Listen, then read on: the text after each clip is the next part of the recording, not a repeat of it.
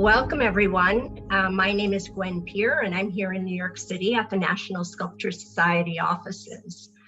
Thank you for joining us as we Zoom to Colorado today to meet with Rose Fredrick.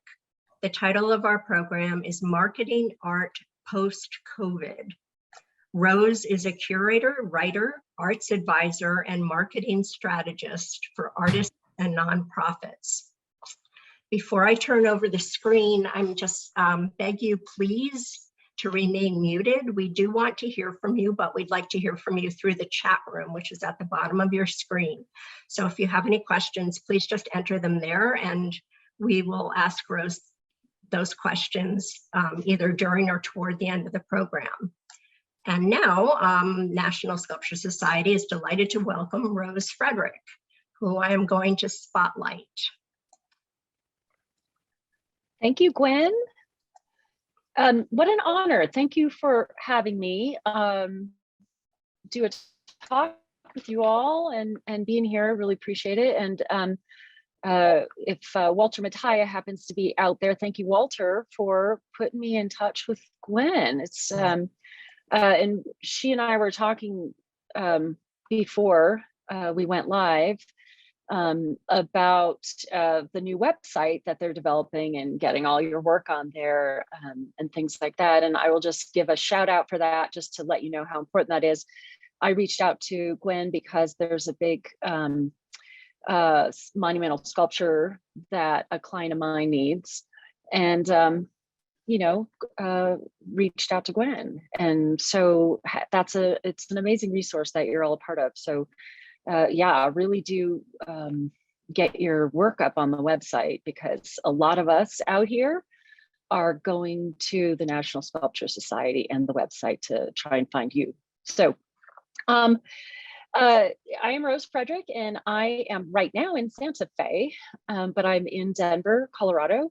And so hopefully my internet connection it looks really good. So hopefully it'll stay strong the whole time. I would love for you to please put any questions you have in the chat, and I'll kind of keep an eye on that too. And I have a really kind of simple PowerPoint that I've got for you as well. So how have things changed since COVID? Well, a lot, pretty dramatically, as I'm sure you all know. The big change is that people are not afraid to buy work online anymore. The amount of money people are willing to pay online sight unseen has gone up pretty dramatically. And I will tell you, I curate the Coors Western Art Exhibit and Sale in Denver. And last year, this past January, we were live again. The year before, we were totally online. I did not touch a single piece of art that sold, and we sold $500,000 in 2 weeks. Sight unseen, just the artist shipped it to the buyer wherever in the world they were. So the caveat I will say about this is that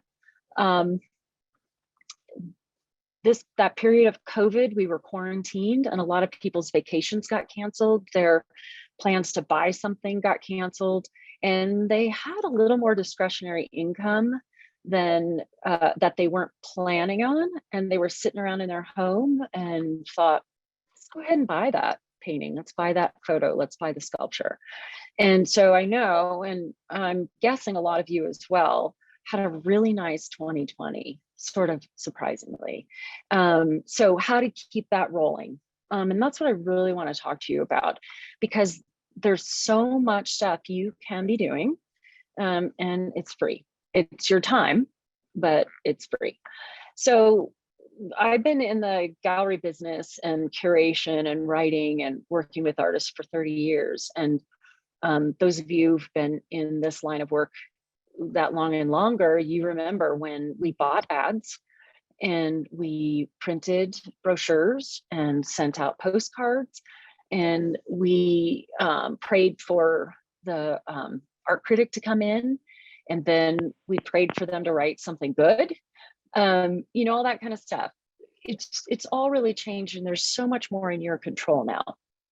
And that's what I really kind of want to give you that information and things you can do. And my whole thing about marketing and working with artists on marketing is that I want it to be practical, I want it to be organic, and I want it to be totally doable.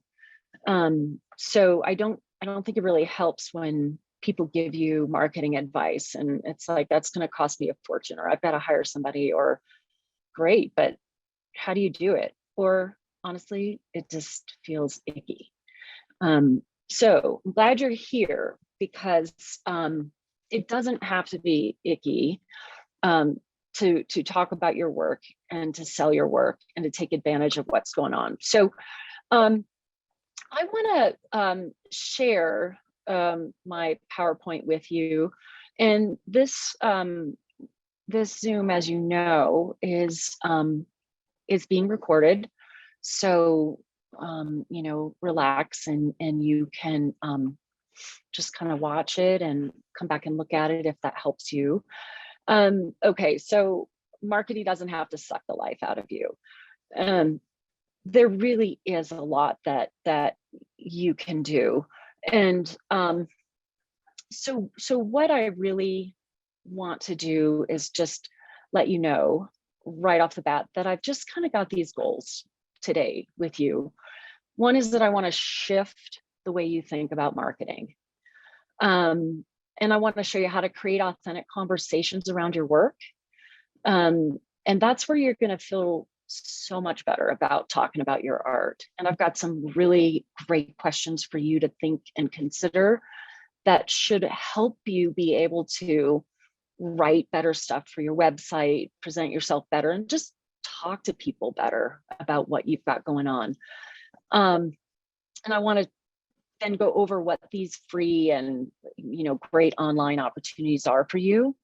And then kind of break it down into some manageable things you can do. Like, as soon as we're done here, just go do these things. So the first thing I like to do is start with shifting the way you're thinking about marketing. Here's the thing. You need to consider this. Consider what you're selling.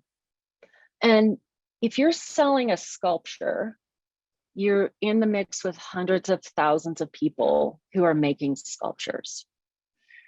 If you're selling your journey, your vision, your why, then you're the only one doing that work.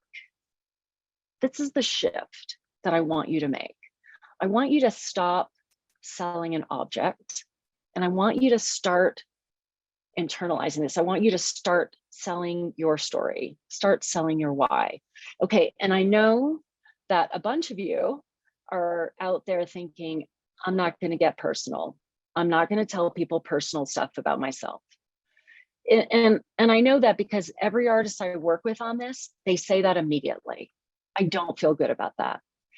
And my response is every time, I'm not asking you to tell me what kind of underwear you wear or what size. Like, it's not that kind of personal. What I'm telling you is I want you to give people the story behind the work. And you can give as much or as little of that story behind the work, but they need that. And so stop selling a thing and start selling your vision, right? So you're the only one doing that. So I'm going to tell you, as somebody who has sold a lot of art and continues to sell art, I work with a lot of collectors buying and selling art. I'm going to tell you a few things about collectors. I'm sure most of you have heard them say, I don't know how you do what you do. I can't draw a stick figure. And you're sitting there thinking, of course you can draw. Everyone can draw a stick figure. I want to tell you what they're really saying to you is, I don't know where your vision comes from. I don't know how you come up with this. It just is kind of something that I can't quantify, and I don't know how to do that. The stick figure thing, sure, they can draw a stick figure. You could probably teach them to draw, you can teach them to sculpt, and they'd probably be okay at it. The thing is, they don't want to do it. They don't want to make art. They want to enjoy art. The other part of this is they are responding to your art because of a connection they feel with you. And it's crazy because I have curated so many big exhibitions, and I always watch people through the run of the exhibition to see how they react to the work. And people will walk by an artist's work like it wasn't even there. And I'm like, wow. And I've even stopped people and said, hey, what do you think about? And they're like, oh, yeah, it's okay. And then other stuff, it just, I could sell it 10 times. I've even seen people stand in front of something and start crying. So why is that? To me, I think, because I also talk to a lot of artists, I'm really a pesky curator. I'm always asking why. Why'd you do that? Why that? Why now? Why you? Why this? I've actually had artists hang up the phone, like get really mad at me, like stop asking me that, and then call me back. I know these are good questions. I just have to think about them. You're just really making me think too hard and feel all this stuff about it. And like, okay, fine, call me back. But that's what is happening here, right? Like, yeah, you're doing something that fills a space, right? It serves a need. But truly, I believe you are doing something more. You are having this impossible silent conversation, and people so want it. So this is why I really want you to think about not personal, like, I don't want to tell people about my kids or my struggles or this and that. That's not what I'm asking. I'm asking you to tell the story of this journey you're on. Okay. So here's how we do this. Here's how I coach artists through this. Okay. So questions for finding your why. And again, I'm just going to tell you, feel free to jot these down, or this is recorded and I'm going to post it on my website too. So, you can pop on there, and because I use these questions, I've used them for years. I just keep kind of tweaking them, but I want to go over these. And there's a reason I want to go over these, because if you can answer these questions, then you're going to use your answers to these to inform all the stuff you do moving forward. It's really that important. My first question is, what inspired you to be an artist? And so let me give you a little, like,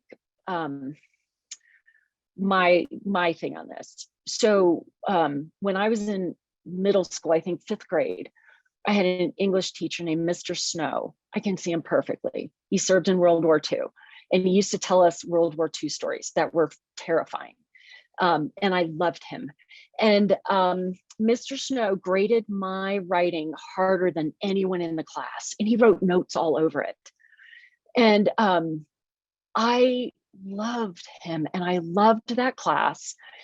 And when I think back on it, especially with who inspired you to be an artist, and here's the why. I can say Mr. Snow inspired me, but why is because Mr. Snow treated me like I was a writer. He talked to me like I was a writer. Mr. Snow believed in me. So what I would love you to do, who inspired you? What inspired you? What was there, an epiphany, whatever it was? And then I want you to go underneath that what and say why. Why is huge. Why did that inspire you? For me, someone saw me for the first time as a writer and he believed in me. Okay. So what was that? Who saw that in you and who believed in you? I want you to think about that. It's going to come into play. Okay. How is your art evolved over time? and what caused the shift.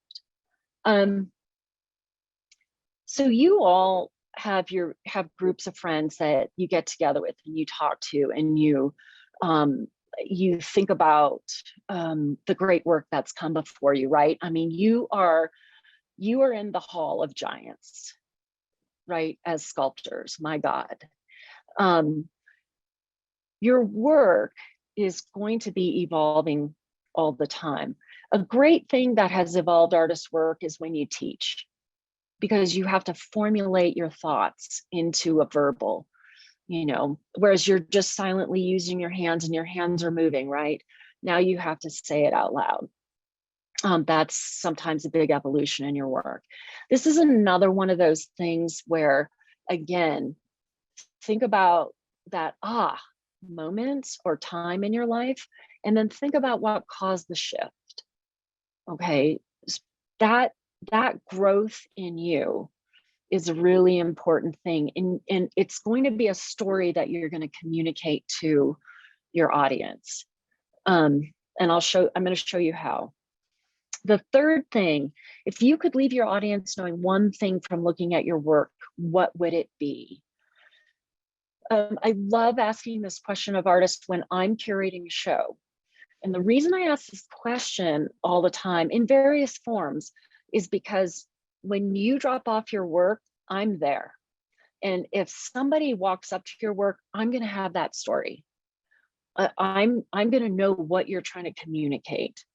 So with your work where it is now, and maybe even with specific pieces, think about what that is that you want people to take from it. And really, when you're being authentic to yourself, when you're communicating what is coming out of you yourself, people respond. They get it. I've just seen hundreds and hundreds of people get it. And these are people who I know don't go to museums. I know they don't spend their life creating art. I know it. And I know a lot of them don't have the money to buy art. But there's something that happened, and they responded. So think about what you want to leave your audience thinking about that. And then I want you to think about why that's important for you, that they get that from you. And that's something that's really, really personal. So as we kind of go into these questions, I mean, actually, as you go into these questions, I can't tell you what that should be. It's going to be different for every single person. And this is so, so important that you find that thing that's different for you, because you need to communicate that. People are already kind of getting it off your work. Now we're going to follow it up with the communication side of it. And again, I'm going to show you how to do it. But think about what you want people to take from the work and why that is so important to you, okay? What's the best compliment you've ever gotten? So, when I ask this question of artists, I want you to think about the best compliment outside of that's a beautiful sculpture, like that you're a terrific artist. What's the best compliment? And so I'll toss this out. Somebody has to unmute. Somebody, I can hear someone. Hello? Okay. I know that was kind of fun. I'm on a Zoom call. I love Zoom. What's the best compliment you've ever gotten? This is such a good question. Outside of your art realm. Okay, so for me, I always tell people the best compliment is when people laugh. When I get people laughing at something that I said, and it's the greatest compliment for me that I can make people laugh. And so then why? And when I think about that, I think about, I had a pretty tough childhood. I had a really kind of tough mom, and to this day, and so I know deflecting was a big thing for me. And I realized kind of early on that I could deflect really well by cracking people up and like just sort of get things off of this bad spot, right? And so now today, when people laugh, it feels really good inside of me. And so the reason I ask this compliment is because I want you to think about why. Okay, and what I'm getting at with this particular question is a core value that's inside of you. So for me, a core value is that I think humor cures a lot. I think humor is a connection, and that's a core value, right? So I was just teaching yesterday, and one woman said trustworthiness is so vital to her, and she realized why in that moment, because how she grew up and where she came from, her parents were very untrustworthy, and it was very scary. And she goes over the top to be trustworthy. I know this feels like it's apart from your art, but it's really at the core of what you're doing. So I want you to think about that best compliment. People see you. That's the other part of this best compliment. People see you, and they see you not for what you work so hard to project, but they really see you. And when they give you a compliment, that's when they really saw you. Okay, so think about that compliment. Think about why it struck you as a compliment, because that's a real core inside of you. My fifth question is, what motivates you to continue making art? Look, it's so hard. This is hard work. And people are like, you just go in your studio all day and you're just like messing around with clay? Like, I did that in grade school. Like, that's a job. And it's hard. It's so hard coming up with original ideas and conceiving it. And it's hard work. And you go in there and the studio just beats you down. And you're like, I got jack done today. That was painful. And you know what? You get up the next day and you go right back to the studio. And you have some really good days. And you have some really struggling days. But I want to know, why do you keep going back? Why do you keep going back? What is it that motivates you, and how does it motivate you? Again, this is really getting at your core. So I don't know, maybe some of you are seeing why people hang up the phone on me. But think about these questions and then go deeper, and then just say why. Why is this hitting me inside? Because I guarantee you, whatever the answer to the question is, there's something below the surface, and that's what your audience is responding to. And I want you to write those down. And what's going to happen when you answer these questions, when you start actually putting words, and you can just put 1 or 2 words, or you can write, I have people who write paragraphs, and it's whatever comes out of you. Write those down, and then set them aside. When you go back to them, words are going to lift off the page. You're just going to see words come at you. Those are your core value words. That's what you're doing. That's what you're really doing with this work you're creating and bringing into the world. And I want you to think about those words and think about those answers. And those are like your light forward. I want to also tell you about these questions.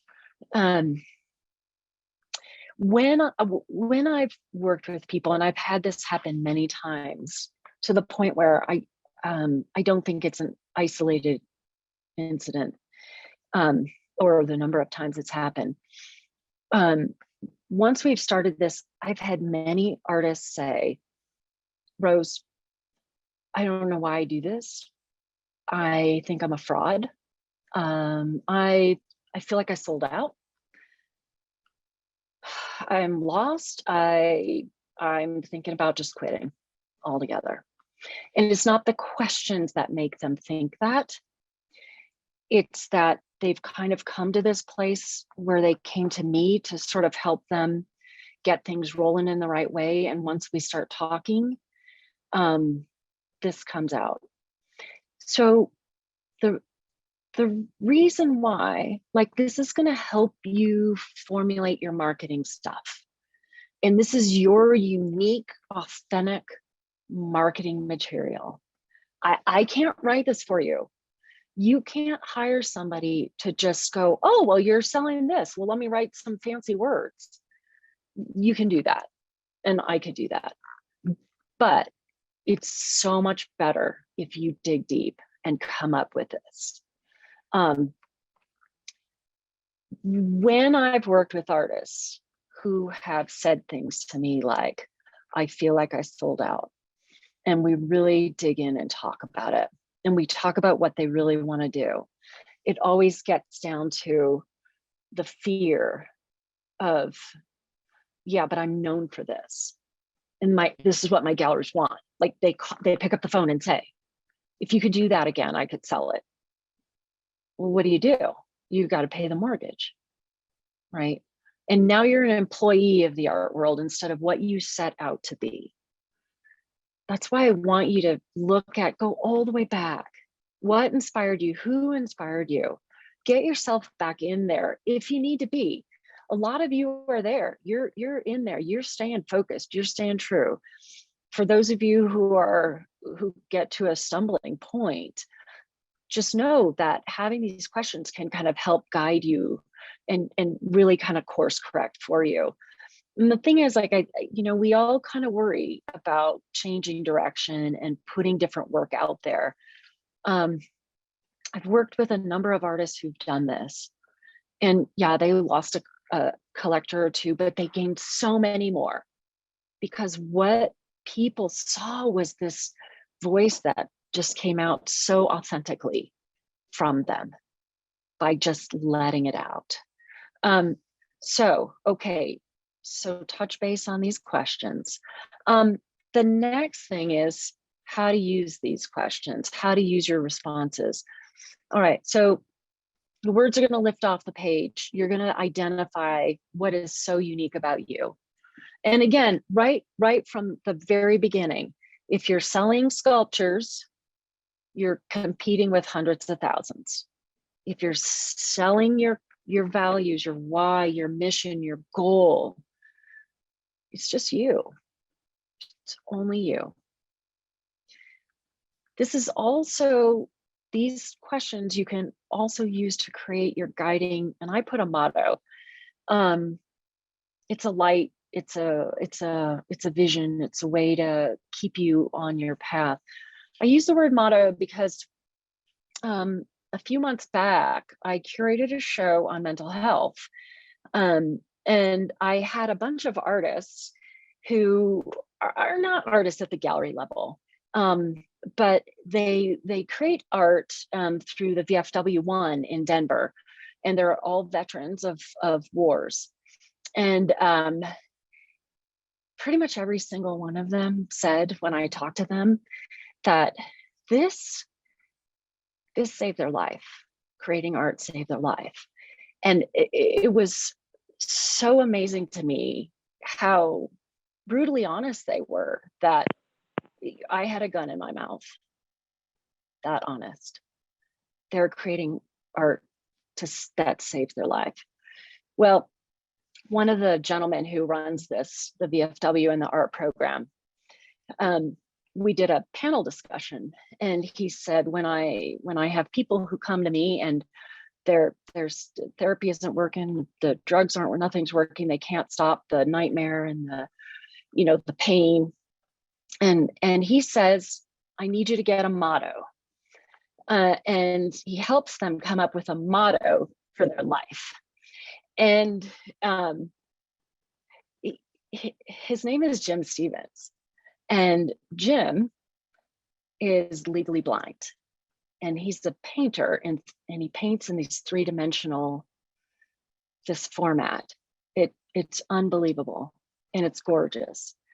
And he was one of those guys that was going to end it, and luckily he had two young girls he had to take care of as a blind man after Vietnam. And he came up with this motto that is a man, let me see, a man with a vision is never truly blind. Man with a vision is never truly blind. So when he has these rough days, he's blind. Like, he sees pinpricks of things, but he can't see everything. And his art is amazing because it shows you how he sees in his vision in these pinpricks. And so having this motto that I have a vision inside of me, yeah, I can't see outside the world, but the vision is inside of me, right? So when you're answering these questions, you can put this together as your guiding, your light, your motto, your mantra, right? To stay true to you. This will also help you formalize the mission. So we are here talking about marketing. The mission statement, I know, sounds very businessy, and I do have this crazy mission statement format, and I'll post it on my website, and I'll let Gwen know when it's up there, and so you guys can get a link to it. But it is really this, it's kind of this funny thing, and artists really hate it, which is why you need to do it. But it helps you just hone right in on what you're doing, and it takes out all the fluff. So, artist statements, y'all hate writing artist statements, but they're really vital. And when you write them the right way, it's so helpful for curators, gallerists, anybody who's trying to work with your art. And patrons really, really need it too. You need it on your website as well. Answer these questions and come up with this good information about yourself, that it's personal, but it's very, very business focused personal. It's very much what you're doing personal, that you need to let people know. They're already feeling it. Just put some words around it so they don't feel like they're crazy. Answering these questions and coming up with core values and your motto and all that, it's really going to help you stay focused. It's going to help you find your audience. This may not make a lot of sense, but I'm going to go ahead and tell it to you anyway, because I do this with everybody and it works. Finding your audience. So on your website, I've looked at a lot of websites where artists have, so you've got your sculpture, and maybe you have drawings, you're probably selling books, and you're selling workshops or classes. You've got a lot of stuff going on your website. And the problem is, what's happening is it's too confusing for people. They're like, I'm not really sure where to go or what to do. And look, we're not website developers, right? So you're not expected to know how to do this, but what you really need to do is think about, when you're thinking about your audience and who you're going to talk to, and how you're going to use these core values and these stories that you are coming into your mind and from your memory, what you want to do is think about one person you're talking to. So if you are looking to get your work into museums, the one person you're talking to is a museum curator. And you need to get that museum curator. Is it a man or a woman? How old are they?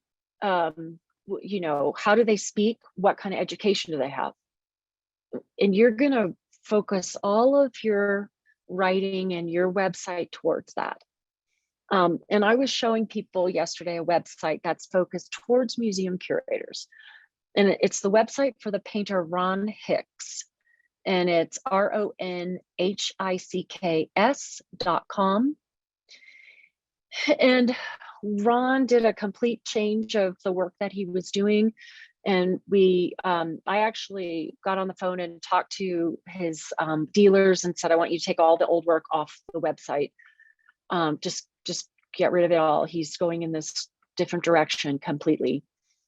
And it's a much longer story I'm not going to get into, but the work has just really shifted enough. And then what we did is we completely redid his website. So it's very spare, and it is pretty much how you would see his work on museum walls, big, clean, white walls. It's really erudite. It doesn't have a lot of stuff going on. Again, really spare. But our audience is the museum curator. I've got other people I work with that their audience is interior designers. That it's just happy, it's colorful, it's fun. Hey, here's what it looks like over a couch. That's what they want. So we put it that way, we guide it that way. So if you're looking for students, say, you know, selling a sculpture once a year is great with you, but the students are your big focus. Then you are going to think about talking to your typical student who may be somebody who's 50 years old, who's looking to retire. And this is where they want to shift into one day. It's their big dream. And, you know, so you're going to picture that your best student who has disposable income to write you a check and they love everything you do, right? And you're going to focus your website on them. And then you're going to support your teaching and your workshops with the sculpture you've done and your CV and all that kind of stuff. So I'm picking this as teaching, as something that I know probably a lot of you are going, I don't want to focus on that. I just want to be in the studio. Okay, but it's dramatic. So you can kind of see that is why I did it.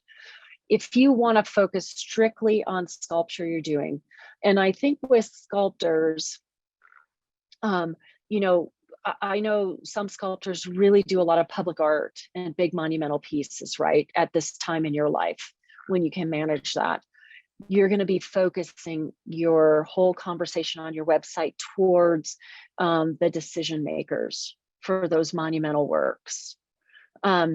If you're working with galleries, you're going to focus towards your gallery dealer. If you're, you know, so this whole thing about finding your audience, the kind of crazy part about it, and I'm just going to say, you trust me on this one, pick a person.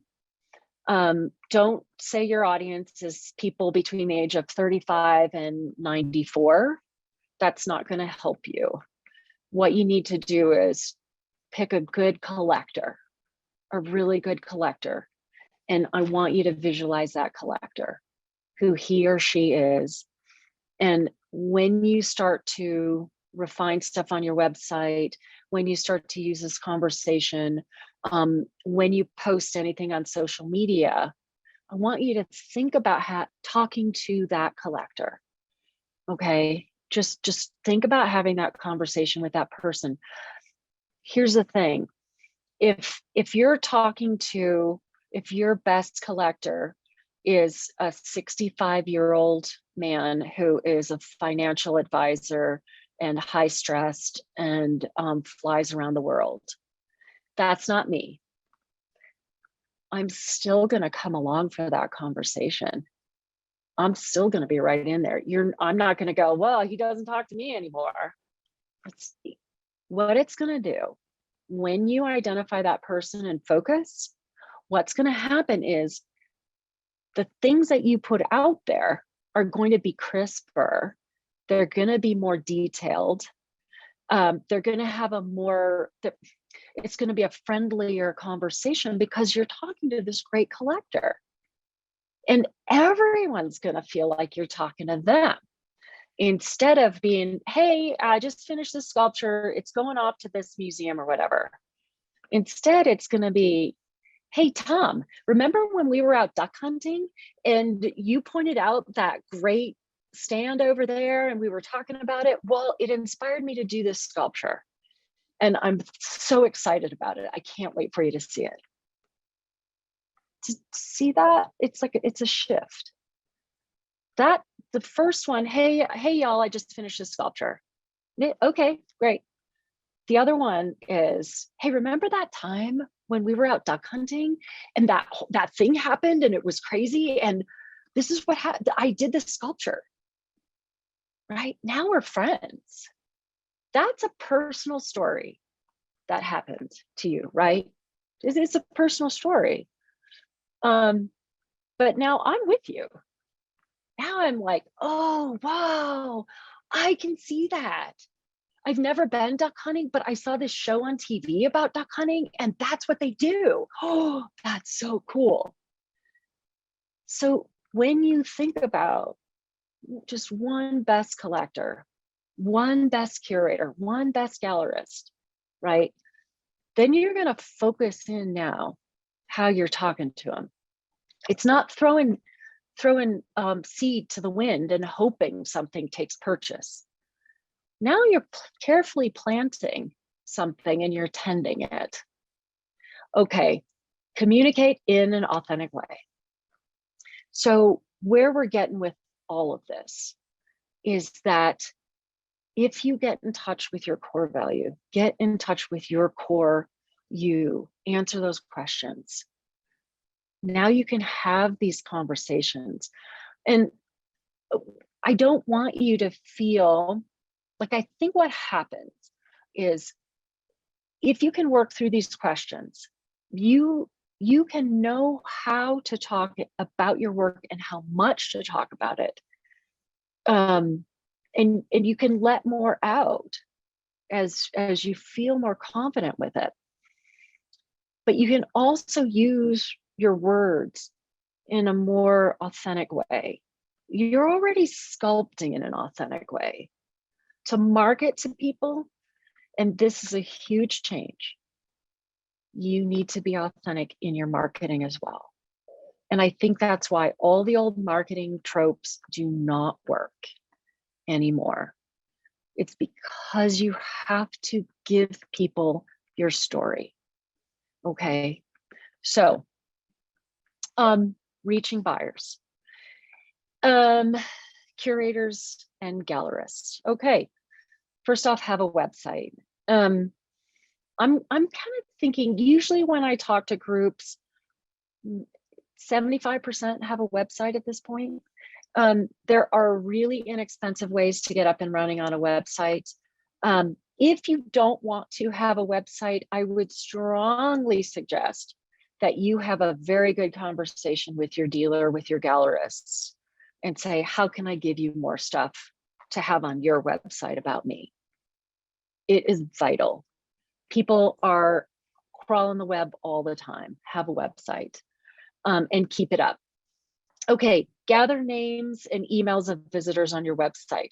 So on your website, and this is a huge conversation about how search engine optimization and lead magnets, all kinds of stuff like that, but gathering names and emails of visitors. So I know as artists, we all tend to be a little shy. Okay, I'm not shy at all. Seriously, I know you're shy. That's why I love working with artists. I get it. You're shy. I love talking about you and your work. Gathering names and emails of visitors. What you need to do on your website is have places everywhere, you know, in the footer, on the sidebar, or just all kinds of places where people can click and give you their email address. And it doesn't have to be something that blares out at them. I don't like those either, but just, you really need to go back and look at your website and make sure that it's super easy. If people are scrolling through and then all of a sudden they're like, I wonder how much this guy, oh, I'll just email this guy. Oh, right there. So that's called user experience. So when you look at your website, make sure you have a place that people can give you your name and their email address. And you want their name, first and last name, and their email address, because you want to send them emails. And here's the deal. People are always like, I hate all this email. I hate all this spam, and I hate all this junk that I get all the time. Me too. If somebody gives you their name and their email address, they actually want to hear from you, artists. They actually want you to send them an email. Please trust me on this. Do not be shy about emailing people who give you their email address. It is the number one way that you can build more collectors. But you have to have an easy way for them to give you their email and first and last name. Okay? So make sure you're doing that. Write a blog. Okay, before you all run screaming from your computer and say, stop.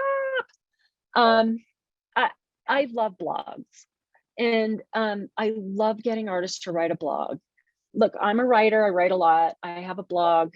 I'd love for you all to read it. It's fun. I write about art. I write about artists, and I do interviews, and it's a fun thing that I do. I started as a fun thing, and now it's really a business thing. Here's the deal. And this is another SEO, search engine optimization thing with your website. Google has bots and crawlers and spiders and whatever you want to call them. They're constantly searching the internet to find answers, because Google wants to be the place you go to get your questions answered. If your website is not secure, if it says, look, when you type in your address and it says not secure dash and your website name, Google's no longer searching on that. They're not ranking you anymore. So you need to call your provider and make sure they fix that, the security on your website. Just get that done. If you don't add new material to your website, then Google's like, nah, that website's dead. We're not ranking that one anymore either. If you're constantly putting new stuff on your website, then Google sees that this is an active site. So you do want to put stuff on your website, and you do want to put stuff on the National Sculpture Society website, and you want to link your website to their website. And this is another SEO thing. When you have outbound links, Google is like, oh, wow, there's stuff happening here. I gotta pay attention to this site. And when Sculpture Society links back to you, that's even bigger, right? You want to take advantage. That's super simple. Take advantage of it. The blog is putting fresh writing on your website. And again, we do not have enough time for me to really sell you on doing a blog, but look into it. You'll see these things that say the best size blog is, 1,500 words or 2,500 words, somewhere in there, all these kinds of things to it. There's a lot of stuff that goes into it. I work with artists and their blog is 400 words, 200 words, 500 words with images. That is perfectly fine. What they're doing with the blog is they're telling a story. And what I work with them on is to, again, shift it from, hey, y'all, I just finished a sculpture, to remember that time, right? Tell a story. In a blog, you don't have to sweat it out. You don't have to do all the stuff. Just when you finish something, write a story.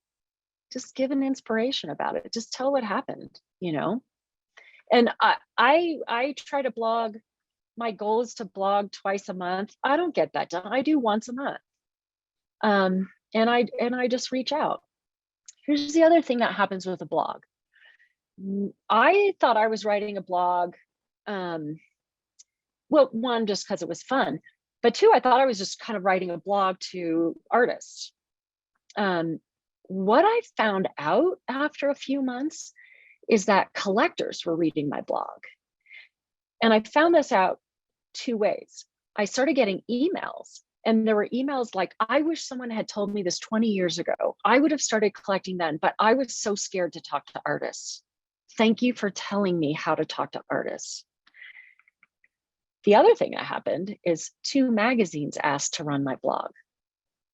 So the side benefit of writing a blog is that you're going to get people who come on your website from all over the world. Now you're linked to people all over the world because you're writing a blog and because search engines can find you. And people want to know what you have to talk about.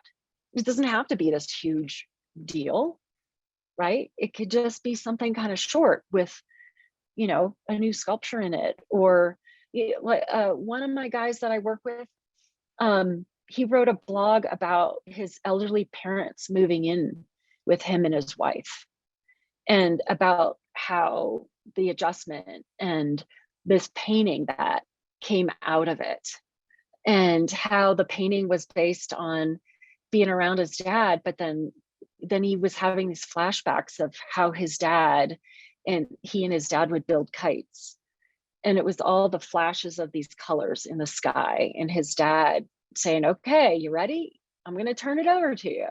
And that excitement, that little boy excitement, and making it into a painting. He told me the most people had ever responded to something he put online was like maybe 10 people. That the last time I talked to him, it was over 3,000 people who had responded to just that when he posted that, had written that blog about his dad and that memory. That's a story. That's the connection. That's what you're doing with your art already. So just follow it through with the connection. Sending newsletters, that's, you know, I see a lot of newsletters from artists. And the thing is that what you're doing is you're like announcing, like, this gallery, that show, this happened, this happened. And it doesn't have the why behind it. And so what I would suggest is that if you're going to send out a newsletter, really have something poignant to add into it, or something funny, or, you know, just kind of think about that one person you're talking to, right? That perfect collector of yours, that perfect curator. And right, like you would just send them an email. Hey, remember that time? I was just thinking about that. Well, it was so funny. Well, here's a blog I wrote about that time. Or here's a sculpture that happened because of that time, right? Shift it. That's the shift, is from taking out an ad in a magazine to now having a one-on-one conversation with people around the world. That makes sense, I hope. Post more effectively on social media.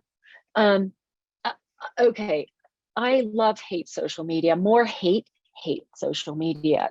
So I'm probably with a lot of you on that.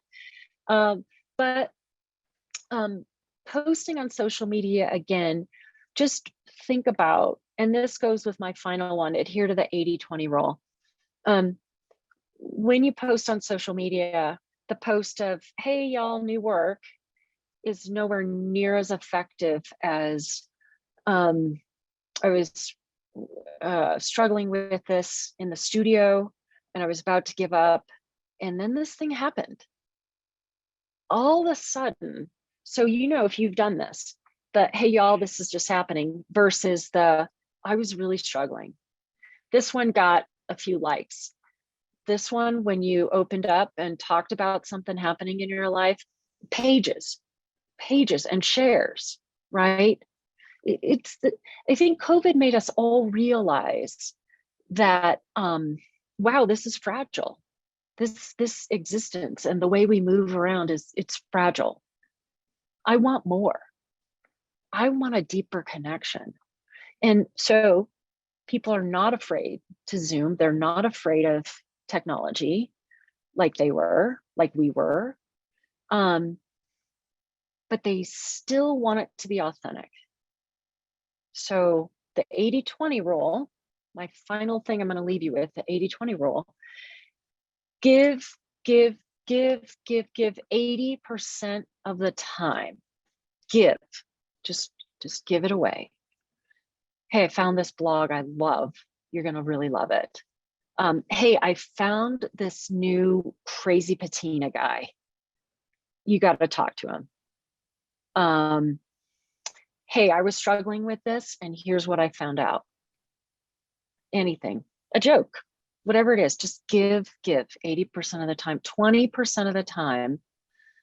Hey, I'm in a show. I would love for you all to check it out. Okay. So just find that good stuff to give away. And you know what? Like, I think protecting stuff and keeping, how you do things in the studio or whatever, a secret, people can figure it out on their own.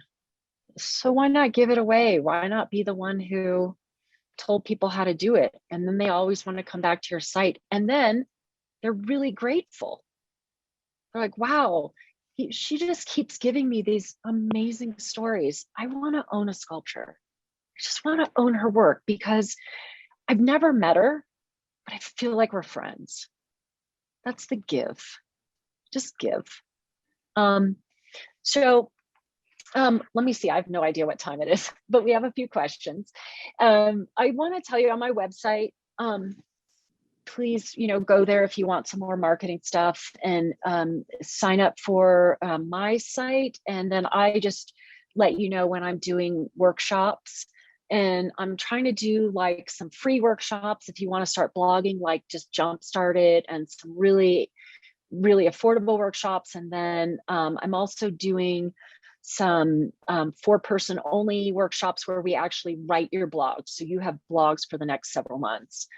So check out my site. And then I always like to tell people there's this TED Talk by Simon Sinek.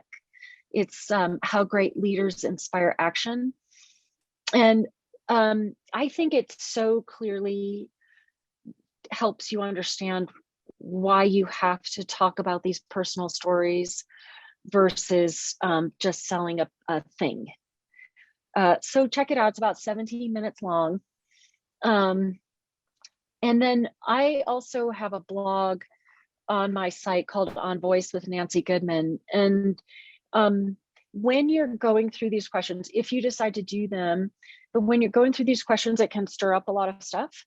And so I'd always been curious about voice, and because we all talk about it. Oh, when you find your voice, it's going to be great. And, oh, I love his voice. Her voice is fabulous. And, oh, she's that, whatever. So what I did, instead of talking to artists about finding your voice, I talked to a therapist. And so we specifically talk about when someone's not using their voice and what it looks like to the world.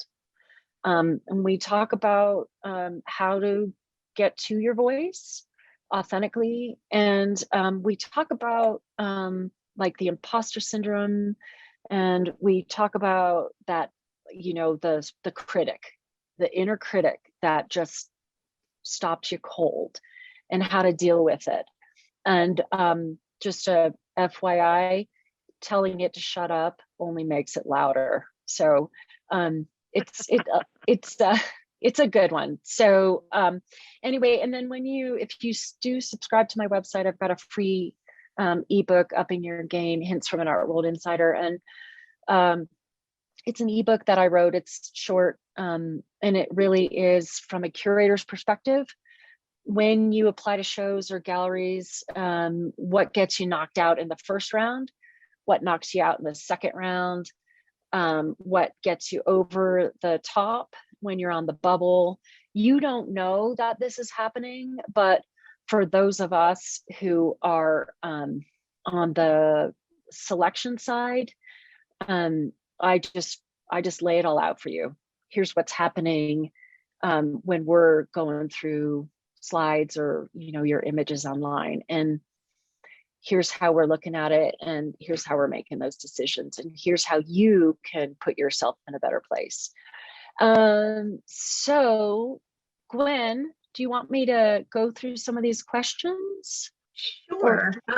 It's 6 o'clock. That was fantastic, Rose. Thank you so much. I learned a lot, and I've been in the business for decades. And I really thank you for sharing your time and expertise. I could listen much more, but that's what your website is for, and I've been there, and it's wonderful. If you'd like you. to address some of the questions, that would be, please go ahead. I can either read them or you can just go into the chat room and read them yourself, whatever is easier. Yeah. Why don't I just take a look here?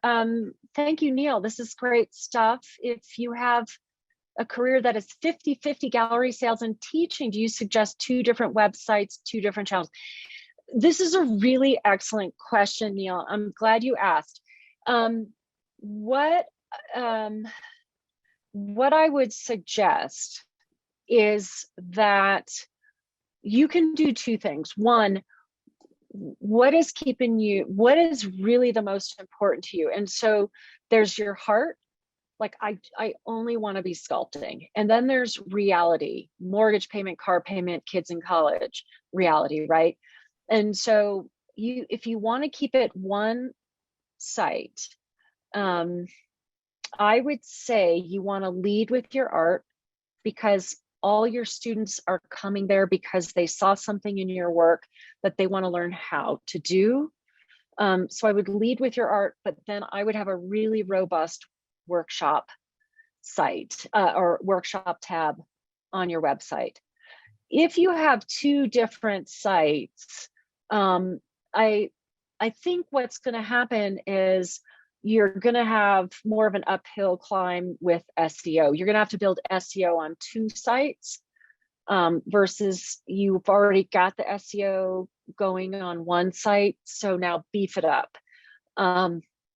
So yeah, I would lead with the sculpture, but then have a tab on there that really talks about, and maybe make it a, a menu item, but make it really robust. And don't have it filtered everywhere throughout your site, but just have it a menu item that people can dig in there and they can get all their questions answered, and make sure they can sign up for a newsletter or your e-blast when you're going to tell them, and then they can be the first to know to get in line for your workshops or get a discount or things like that. But that's really how I would do it. I think pulling it into 2 different sites, if you did something completely different, like say you were making films of, whatever, and then you were sculpting, those are 2 websites. But I think people are coming to you because they love your work, and then they want to take a class from you, some of those people. Okay, so Lori, same question. Do newsletters generate sales besides connecting with anyone? That's from Donna. Do they? Okay.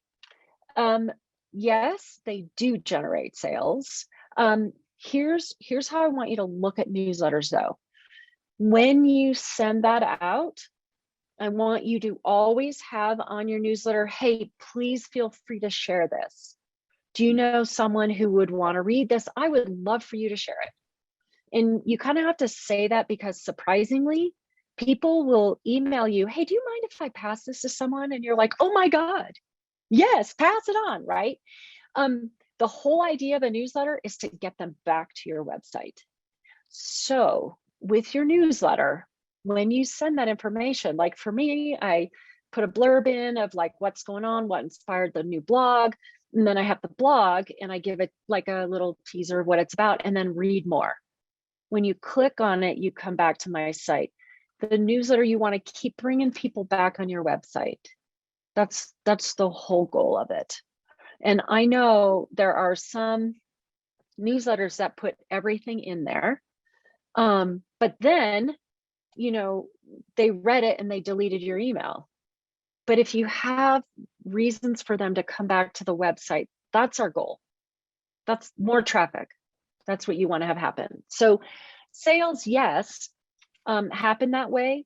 But I would say, don't say, hey, this sculpture is for sale for this much, like a ad from Macy's or something.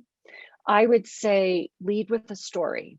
You really need to tell stories. Lead with a story, lead with your why on that newsletter. And then to read more, to see this work in progress or whatever it is, click them back to your website. You want to make the sale on your website, not on the newsletter.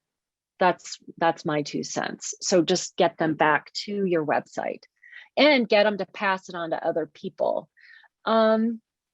Do we ever have to worry about copyright when we post on the internet, Instagram, or even on our websites? That's an excellent question. So I'm just going to say music, never post music. Don't ever post music. They will hunt you down. Don't post music. I don't create visual art.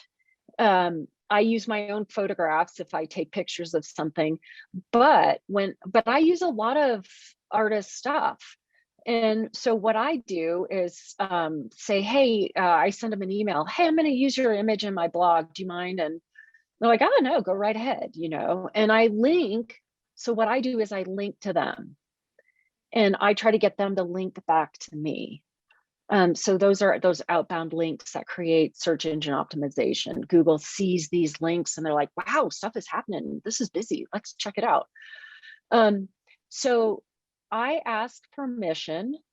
I know with, well, I don't know. I know when I've published books on artists, and the painting is by a deceased artist and it's in a museum, I have to pay for the right to republish that image.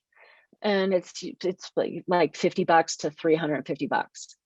On the internet, I would err on the side of caution. However, I did a blog and I used Magritte's images all over it, and I didn't ask permission from anything or anybody.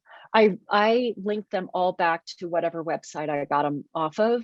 And whenever I quote somebody else writing about something, I put them in quotes and I link it back to that person. I always attribute it.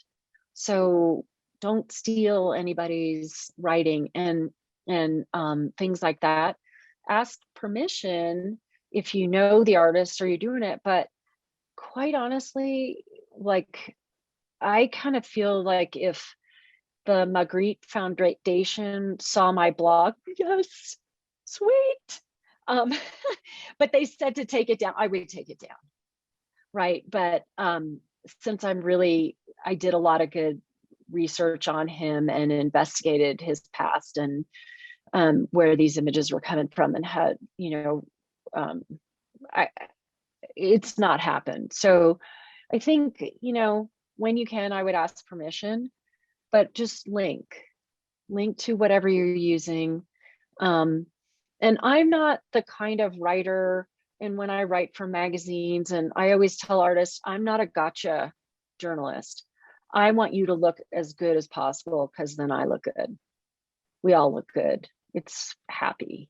So I would just, if you're writing something that's negative, you might get some pushback on that, and you might get busted on something, and that's where you might get in trouble. But mostly, I think if you're writing about someone and you're posting it, that's helping them out, So I think online it's a little bit of the Wild West.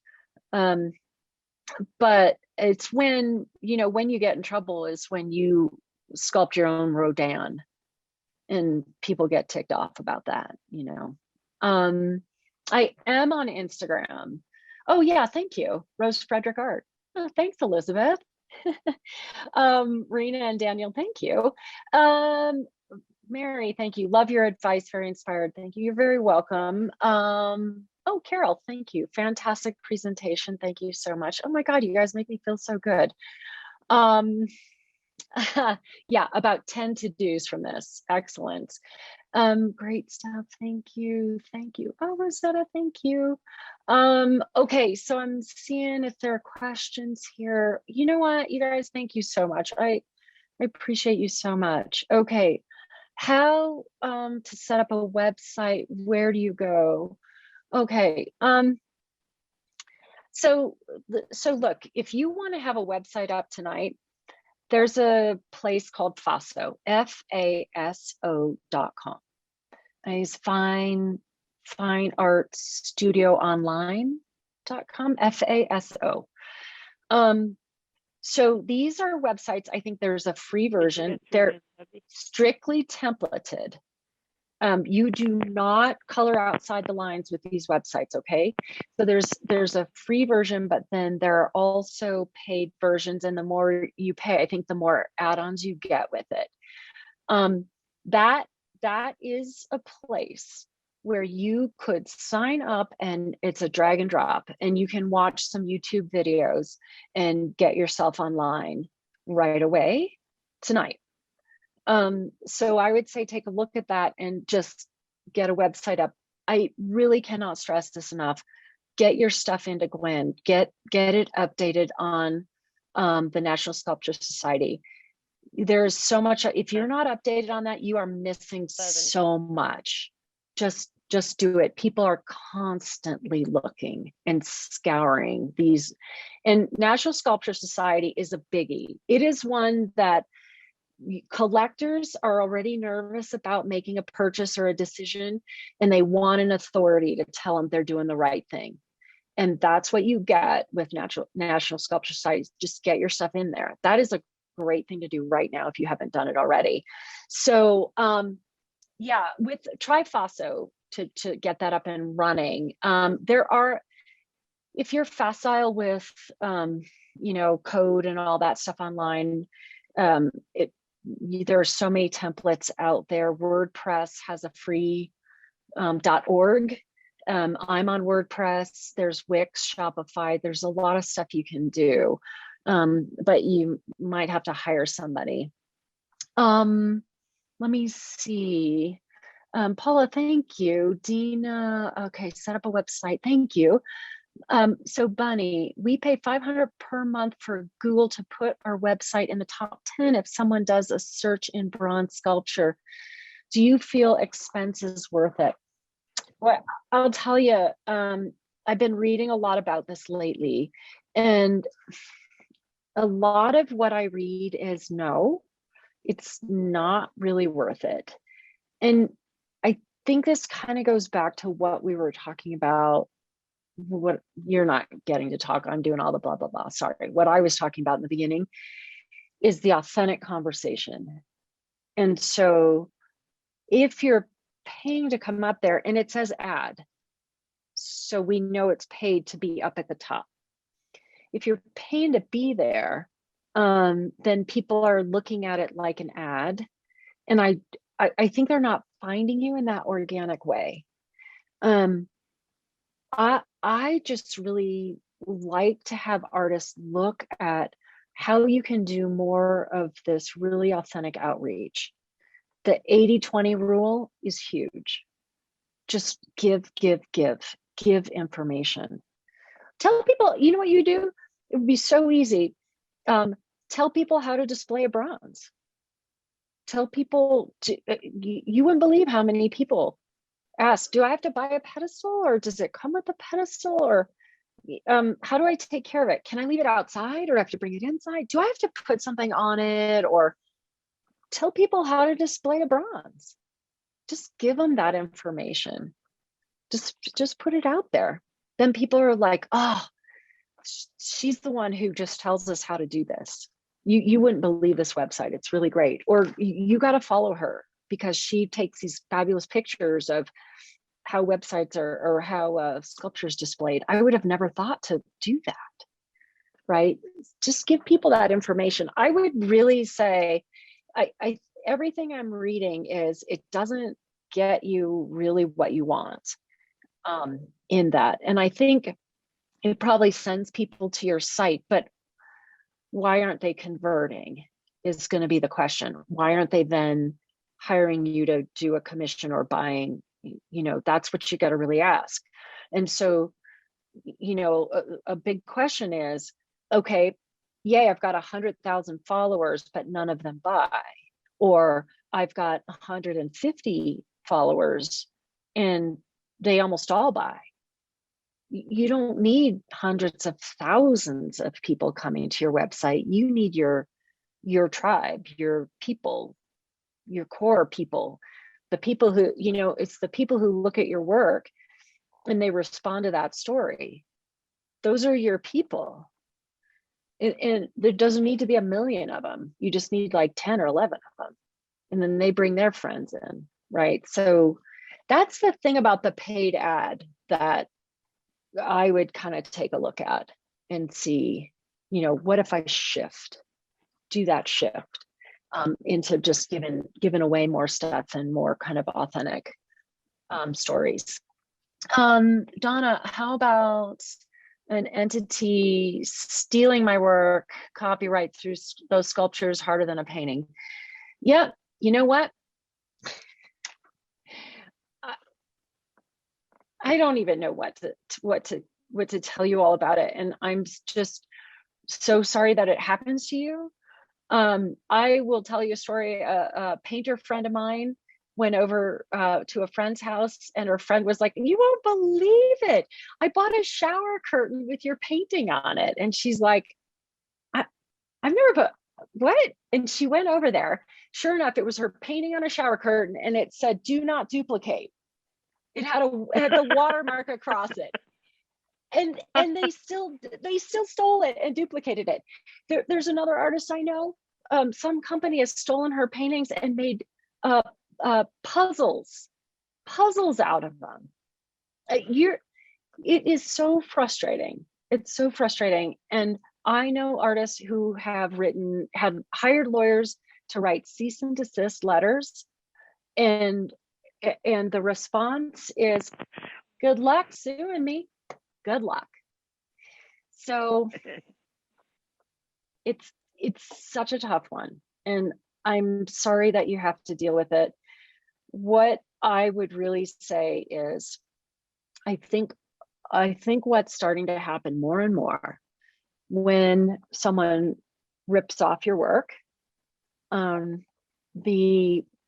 your following, and I just heard this recently happening, is somebody painted a painting that was bad, but just like this artist, and people actually went on that story or that page on Instagram and said, "How dare you? Don't steal that." And she tried to respond to it, and they're like, "No, you're ripping that person off," and she took it down. So I think what I would say is follow each other. Just get in there and follow each other on Instagram and Facebook and Twitter and LinkedIn, whatever you're on. Follow each other. And if you see somebody stealing someone's work, go ahead and comment on it. I think that's going to be the only way that we can tackle it, because they are not afraid of a lawsuit. They're not. And I think too, when that happens to you, if that happens to you, what you need to do is also let people know, "Hey, this happened to me. Please don't buy that. I'm the artist. Please do not buy that. Do not support a thief." Because they'll undersell you, and it's just a nightmare. And I'm really sorry that happens to you. I am. But I think follow each other and let's police it for ourselves is my 2 cents. Cindy, thank you, Rose, for sharing. You're very welcome. This is exactly what I need right now. I've been thinking of blogging. It feels intimidating, but the right time. Any more ideas on what I can look at for good examples on how to do it?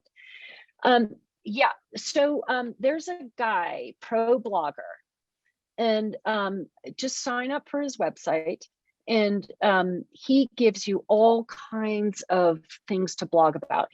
There's nothing really about art, but he does have a photography blog site. He's an Australian guy, and he gives you a lot of good ideas. I will jump on my site. I'm just gonna do a little just sign up for my site, and I'm gonna start kicking in more of, I do this 2-hour jump on, here are the blog types, let's brainstorm them, boom, boom, boom, get them rolling. And just I really try to get you just going, because it is actually fun, because people then comment on your blogs, and it's like, you just get this great connection with people. And that's another thing. If and when you do blog, leave the comments on, let people comment. And most sites, you see the comment first, and then you can approve it or you can delete it. So a lot of people are worried about mean comments. I've never had a mean comment, knock on wood, but I've had really great comments and I approve them. And then here's a big thing, respond back. And this is on social media too. When you see something you like on social media, and you know how we like, and it's super easy, it would be even better if you would write a comment. You know, hey, Dennis, I love where you're going with this. That's a really great piece. Where's it going to be? Because what you're doing is you're telling people how you want them to relate to you. Don't just like, hey, talk to me, have a conversation. I've just spent 11 hours alone in my studio. I kind of need a little human contact here, right? So talk to people too on that, like comment, you know. Okay. Let me see. David asked, what was the gentleman's name who said about vision? Oh, the blind artist, Stevens. I wrote a blog about him. It's Rick Stevens. No, it's not Rick Stevens. Now I'm messing that up with. Let me think about something else. But it's on my website, and it is, oh gosh, I have a bunch of blogs. It's a blog on my website though, where I write about vision, and I write about just PTSD and all this stuff these guys are going through in that show. Jim Stevens. It's Jim Stevens. Whew, to think of something else. He's fantastic. He's just a really amazing human being. If you were going to pick between an artist writing a blog or a newsletter, do you recommend a blog? Yeah, okay, a newsletter and a blog are two different things. And this is something that I've actually talked to the folks at FOSO about, because they think that the newsletter is the blog. And I'm like, it's not. The blog lives on your site. So think of the blog as your personal magazine. It is all you. You control everything about it. Whatever you write, the images that are on there. And listen, you're artists. You are just innately designers. You just really get how, you know, negative space and shape and design and color and lack, all this stuff, tonality, you get it. So to create your blog, you need to have images and you need to have text that kind of flows around it like a magazine. The blog is living there. The blog is living on your site. And because the blog is there, it's searchable. It's all searchable, okay? The newsletter is an email that goes out and it's not searchable. It doesn't live on your site. FOSO, I think because they put them two together, they do live on your site. I think there's a lot of missed opportunities that way, but to get you up and running with a website, I would still say go for it. But they're two separate things. You want the blog to live there because it's constantly being searched. The newsletter just is directly into everybody's inbox. And they gave you their email. They really want to hear from you. Okay. And frequency comes up in this conversation a lot. If you blog every 6 months, they're going to unsubscribe because they're not going to remember they signed up. So frequency is good. You want to try and blog once a month and send a newsletter out once a month. Even if you don't blog, try and send a newsletter out once a month. Try and touch that email list once a month. If you can do twice a month, that's awesome. once a month, you're going to be pretty good. They're going to remember you. But 6 months, you're going to get people that bounce out, that, drop off your list. Rose, this is Yeah. Gwen. I apologize for interrupting, but I think we need to wrap it up. It's Oh my gosh. We did, Elizabeth put your address in the chat room, and I strongly encourage everyone to visit Rose's website, which is loaded with information. And having met her, you will really enjoy reading it all. Oh my gosh. I wish I could just answer all these questions. Thank you so much for coming. You've answered most of them, and I know that many of them are answered on your website as well. And everyone knows how to reach you now, or you can reach out to us at NSS and we'll put you in touch with Rose. Very happy to do that. I cannot thank you enough for being so generous with your time. Thank you. You are very welcome. You're also welcome. And thank you. And please feel free, if you go to my website, you'll get my email. You can shoot me an email. And if you have more questions, just send me an email. And I'm on the road for the rest of this week through Monday. And so I'll be a little spotty on getting back. But yeah, just give me a shout. Good luck, everybody. And please do get your information on the National Sculpture Society website. Please do that. Thank you, Rose. And yes, we expect to hear from all of you. Good. Thank you. And good night. Absolutely welcome. Absolutely. Take care, everybody.